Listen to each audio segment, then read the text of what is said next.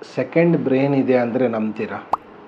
ಹೌದು, ನಮ್ಮ ಬಾಡಿಯಲ್ಲಿ ಸೆಕೆಂಡ್ ಬ್ರೈನ್ ಇದೆ. ಅದು ನಮ್ಮ ಗಟ್ ಅಂದರೆ ಕರಳಲ್ಲಿ ಎಂಟ್ರಿಕ್ ನರ್ವಸ್ ಸಿಸ್ಟಮ್ ಅಂತ ಇದೆಯಲ್ವ, ಅದನ್ನು ಸೆಕೆಂಡ್ ಬ್ರೈನ್ ಅಂತ ಕರಿತೀವಿ.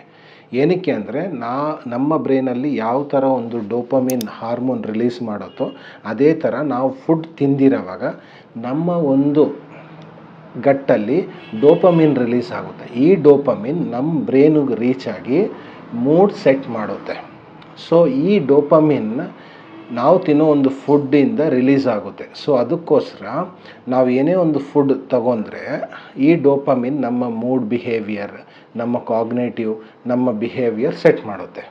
ಮತ್ತು ಈ ಗಟ್ಟಲ್ಲಿ trillions of bacteria and fungi present ಆಗಿರುತ್ತೆ. ಇವುಗಳು nutrient absorption, immunity development. So ಅದರಿಂದ ಏನಾಗುತ್ತೆ, ಸಪೋಸ್ ನಾವು unhealthy food like processed food, sugar, maida, alcohol ತಗೊಳ್ಳೋದ್ರಿಂದ ಈ ಗಟ್ಟಲ್ಲಿ ಹಲವಾರು diseases like IBS, constipation, diarrhoea, food intolerance and sometimes cancer ಕೂಡ ಬರುತ್ತೆ. ಸೊ ಅದಕ್ಕೋಸ್ಕರ ಆದಷ್ಟು ಗುಡ್ ಹೆಲ್ತಿ ನ್ಯೂಟ್ರಿಷಿಯಸ್ ಹೋಮ್ ತಿನ್ನಿ, stay hydrated, avoid alcohol, sometimes use pre and probiotics. Now go reset your gut health.